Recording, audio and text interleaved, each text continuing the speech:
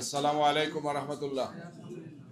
সম্মানিত সাংবাদিক বন্ধুগণ, সম্মানিত দেশবাসী, আমরা আজকে একটি ঐতিহাসিক মুহূর্তে দাঁড়িয়ে আপনাদের সামনে কথা বলার জন্য দাঁড়িয়েছি।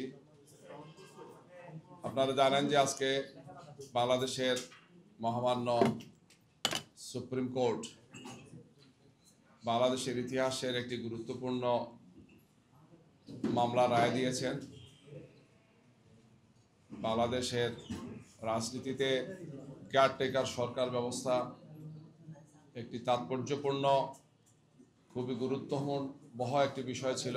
সেটা নিয়ে দীর্ঘ শুনানির পর আজকে রায় হয়েছে। সেই রায়কে সামনে রেখে বাংলাদেশ জামাত ইসলামীর পক্ষ থেকে আমরা আপনাদের সামনে কথা বলছি। আজকের এই প্রেস ব্রিফিংয়ে আমাদের মধ্যে উপস্থিত আছেন বাংলাদেশ জামাত ইসলামের কেন্দ্রীয় অফিস সেক্রেটারি জনাব আব্দুস সাত্তার এবং ঢাকা মহানগর দক্ষিণের প্রচার বিভাগের সহকারী আমাদের প্রিয় ভাই আব্দুস সাত্তার সুমন। দুই আব্দুস সাত্তার আমার পাশে আছেন। আমাদের কেন্দ্রীয় নেতৃবৃন্দ সবাই ঢাকার বাইরে, আর সময় কম থাকার কারণে ঢাকার মধ্যে যারা আছেন তাদের অনেকেরই এসে পৌঁছতে হয়তো দেরি হবে। আসবেন আশা করি আমরা ইনশাআল্লাহ। আলহামদুলিল্লাহ, বাংলাদেশের ইতিহাসের এই গুরুত্বপূর্ণ রায় যেটি আজকে হলো, আপনারা জানেন যে শেখ হাসিনা সরকার ক্ষমতায় আসার পর কেয়ারটেকার সরকার ব্যবস্থাকে তারা বাতিল করেছিলেন। যে রায়ের মাধ্যমে এই কেয়ারটেকার সরকার বাতিল হয়েছিল সেটি একটি পক্ষপাতদুষ্ট রায় ছিল। যে রায় বাংলাদেশের রাজনীতিতে বহু বিতর্কের সূচনা করেছিল এবং বাংলাদেশের রাজনীতিকে একটি গভীর অন্ধকারের দিকে ঠেলে দিয়েছিল। বলা যায় যে কেয়ারটেকার সরকার ব্যবস্থা বাতিলের কারণেই শেখ হাসিনার সরকার পরবর্তীতে এই ফেসিবাদ এবং স্বৈরাচারী চরিত্র তারা অর্জন করেছিলেন। এই কেয়ারটেকার সরকার নিয়ে এই জাতি আন্দোলন করেছে, দীর্ঘ আন্দোলন করেছে এবং এই কেয়ারটেকার সরকারের জন্য জাতির অনেক রক্ত দিতে হয়েছে।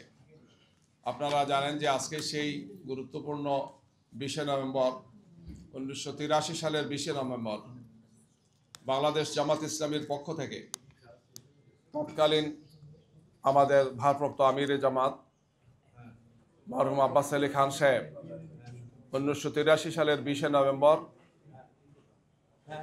একটি জাতীয় সমাবেশে,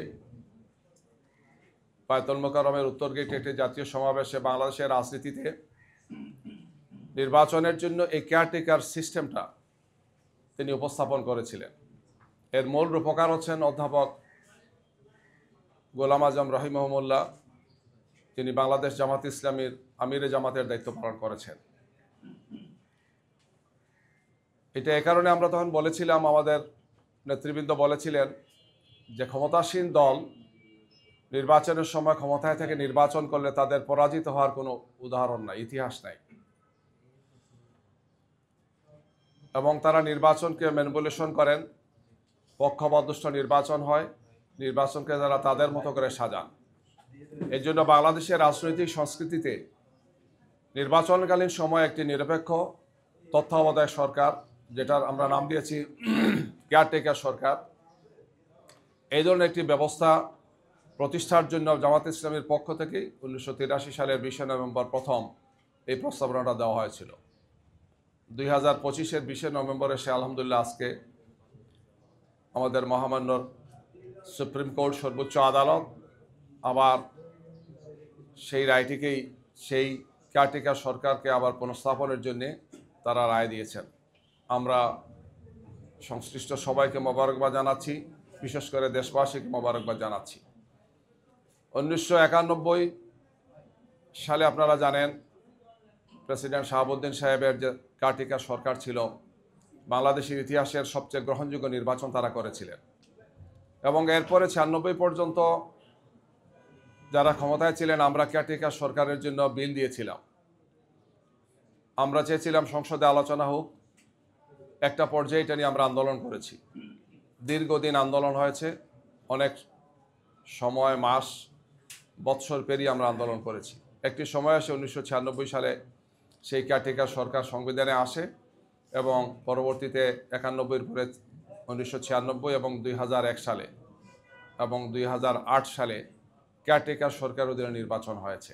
যদিও 2008-এর নির্বাচনটি নিয়ে কথা আছে, পক্ষপাতদুষ্ট হয়েছে, নির্বাচনে অনেকগুলো মেকানিজম করা হয়েছে, কলাকৌশল সেখানে করা হয়েছে। কিন্তু বাংলাদেশের ইতিহাসে 1991, 1996 এবং 2001 সালের নির্বাচন সবচেয়ে গ্রহণযোগ্য নির্বাচন হয়েছে। জাতীয়ভাবে এবং আন্তর্জাতিক মানদণ্ডে এই তিনটি নির্বাচন বাংলাদেশের মানুষের প্রত্যাশার বলা যায় যে সবচেয়ে চমৎকার আকাঙ্ক্ষা সেখানে পূরণ করতে পেরেছেন, গ্রহণযোগ্যতা পেয়েছিল কি। এই কেয়ারটেকার সরকার হাসিনা সরকার ক্ষমতায় আসার পরে তারা বাতিল করেছেন এবং এরপরে যে তিনটি নির্বাচন হয়েছে 2014, 2018 এবং 2024-এর যে তিনটি নির্বাচন বাংলাদেশের ইতিহাসের সবচেয়ে কলঙ্কিত তিনটি নির্বাচন। একটি নির্বাচন 2014 সালে যেখানে বিনা ভোটেই অর্ধেকের চেয়ে বেশি 154 জনের মতো সংসদ সদস্য পাশ করেছেন, ভোটাররা সেখানে ভোট দিতে যান নাই। 2018 সালে আরেকটি নির্বাচন হয়েছে, যে নির্বাচনে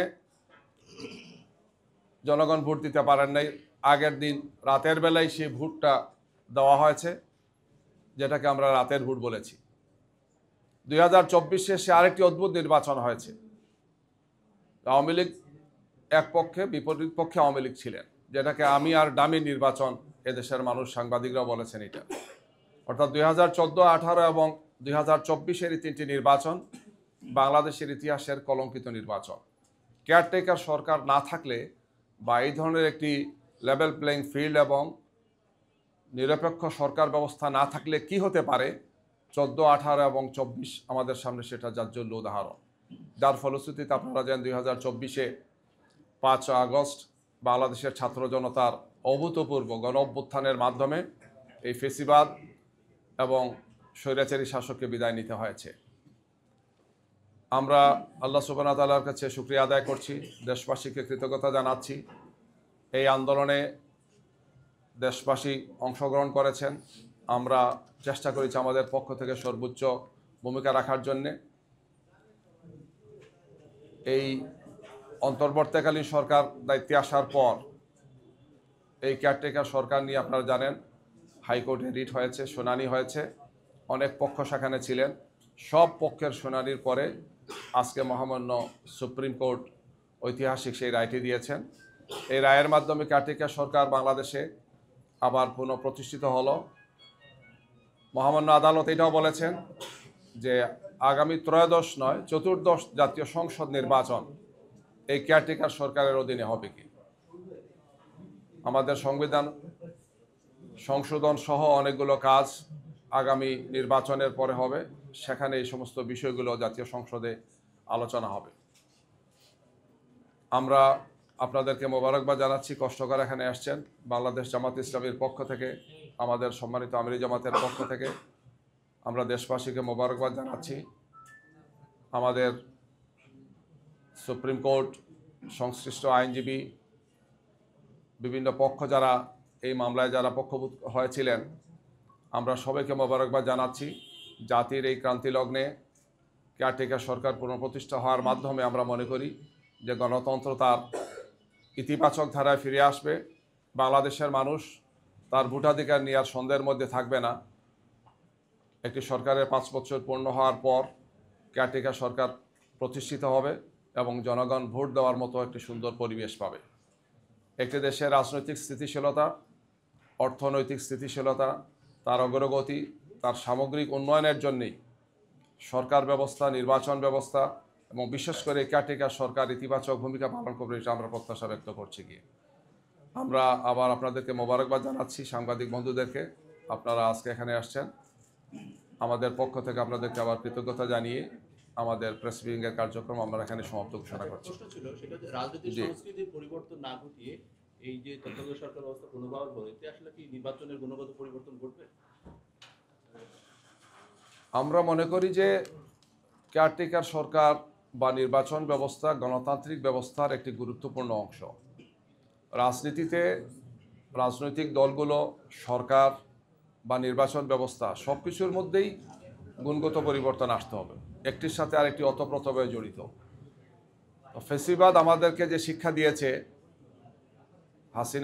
শেখ হাসিনা যখন ক্ষমতায় ছিলেন, যে এইভাবে কুক্ষিগত করে সরকারের প্রতিষ্ঠানগুলোকে বা রাজনৈতিক প্রতিষ্ঠানগুলো বা রাষ্ট্রীয় প্রতিষ্ঠানগুলোকে কুক্ষিগত করে অর্থাৎ একটা সার্টেন টাইম ক্ষমতায় থাকা যায়, কিন্তু দিন শেষে তাকে পালাতে হয়। তো এটা সব স্বৈরাচারের জন্যে এটা একটা শিক্ষা যে আমাদেরকে জনগণের কল্যাণে ভূমিকা রাখতে হবে, দেশকে, সরকারকে, রাষ্ট্রকে, জনগণকে আমাদেরকে অগ্রাধিকার দিতে হবে। ব্যক্তির চেয়ে দল এবং দলের চেয়ে সরকার, দলের চেয়ে রাষ্ট্র বা জনগণই অগ্রাধিকার পাবে। এই নীতিতে থাকলে আমার মনে হয় আমরা একটি সুন্দর বাংলাদেশ পাবো ইনশাল্লাহ। জুবের ভাই, আগামী ফেব্রুয়ারিতে যে নির্বাচন হওয়ার কথা আছে সেটি এই বর্তমান অন্তর্বর্তী সরকারের অধীনেই হওয়ার একটা কথা বলেছে। আপনারা কি মনে করেন যে এই সরকারের অধীনে নির্বাচনটি সুষ্ঠু হবে? কারণ দু একজন উপদেষ্টাকে নিয়ে ইতিমধ্যে বিতর্কিত নানা জায়গা বা প্রশ্ন উত্থাপন হয়েছে। এখন যে অন্তর্বর্তীকালীন সরকার আছেন, এটা তো জনগণের প্রত্যাশা, এই গণ আকাঙ্ক্ষার সরকার। বিরাট একটা গণ অভ্যুত্থানের মাধ্যমে তারা ক্ষমতায় এসেছেন। তাদের দায়িত্বটা আসলে যে কোনো সরকারের চেয়ে কম নয়, বরং কোনো কোনো ক্ষেত্রে অনেক অনেক বেশি। যেহেতু গত 16 বছরে আমাদের সবগুলো প্রতিষ্ঠানকে ধ্বংস করা হয়েছে, বিশেষ করে নির্বাচন ব্যবস্থাকে, গণতান্ত্রিক প্রক্রিয়াকে, এই বিষয়টাকে সামনে রেখেই আমরা আগামী নির্বাচনে অংশগ্রহণ করতে যাচ্ছি, যাতে একটি সুষ্ঠু, সুন্দর, গ্রহণযোগ্য নির্বাচন আমরা পাই। আমরা এই সমস্ত বিষয়ে অন্তর্বর্তীকালীন সরকারকে পরামর্শ দিয়েছি, নির্বাচন কমিশনকে আমরা পরামর্শ দিয়েছি, তাদের সাথে আমাদের একাধিক বৈঠক হয়েছে। আমরা বলেছি যে লেভেল প্লেইং ফিল্ড সহ আইন শৃঙ্খলা পরিস্থিতি, নিরপেক্ষ দায়িত্বশীল ব্যক্তিদেরকে সেখানে দেওয়া, 14, 18, 16-তে যারা, 24-এ যারা ছিলেন তাদেরকে না দিয়ে বরং জনগণের চেয়ে গ্রহণযোগ্য, নিরপেক্ষ এবং দেশপ্রেমিক সংশ্লিষ্ট অফিসারদেরকে এগুলোতে দায়িত্ব দেওয়া। এতে তারা কমিটমেন্ট দিয়েছেন যে তারা সেই কাজগুলো করবেন। আমরা সাংবাদিকদের মাধ্যমে, আপনাদের মাধ্যমে আমরা এটা পর্যবেক্ষণ করব যে এই ধরনের কোনো পাতানো নির্বাচন 14, 16, 18 বা 24-এর মতো যদি কেউ করতে চান, তাহলে দেশবাসী অবশ্যই জনগণকে সাথে নিয়ে আমরা সেটা প্রতিরোধ করব ইনশাল্লাহ। আমাদের ধারণা ইনশাল্লাহ যে আগামী 26 সালের ফেব্রুয়ারিতে যে নির্বাচন, সেই নির্বাচন করার ক্ষেত্রে আমরা সবাই দায়িত্ব পালন করব। যেহেতু গত 17 তারিখ যে রায়টা হয়েছে, ফেসিবাদের সাথে যারা ছিলেন তাদের মূল শিখণ্ডীর রায় আপনারা দেখেছেন, সেখানে সর্বোচ্চ আদালত, আমাদের ট্রাইব্যুনাল তাদেরকে সর্বোচ্চ শাস্তি দিয়েছেন। এতে প্রমাণিত হয়েছে যে ক্ষমতায় থেকে, ক্ষমতার অপব্যবহার করে, দেশ এবং জাতির সম্পদকে কুক্ষিগত করে ক্ষমতায় থাকা যায়, কিন্তু দিন শেষে তাকে আইনের মুখোমুখি হতে হয়। তো এই জন্য কেয়ারটেকার এখন যারা আছেন, অন্তর্বর্তীকালীন সরকার এবং এর সাথে নির্বাচন কমিশনে যারা আছেন, তাদেরকেও ইতিহাস থেকে শিক্ষা নিয়ে তাদের দায়িত্ব পালনের জন্য আমরা তাদেরকেও আহ্বান জানাই। ধন্যবাদ। জি, সবাইকে ধন্যবাদ। আসসালামু আলাইকুম।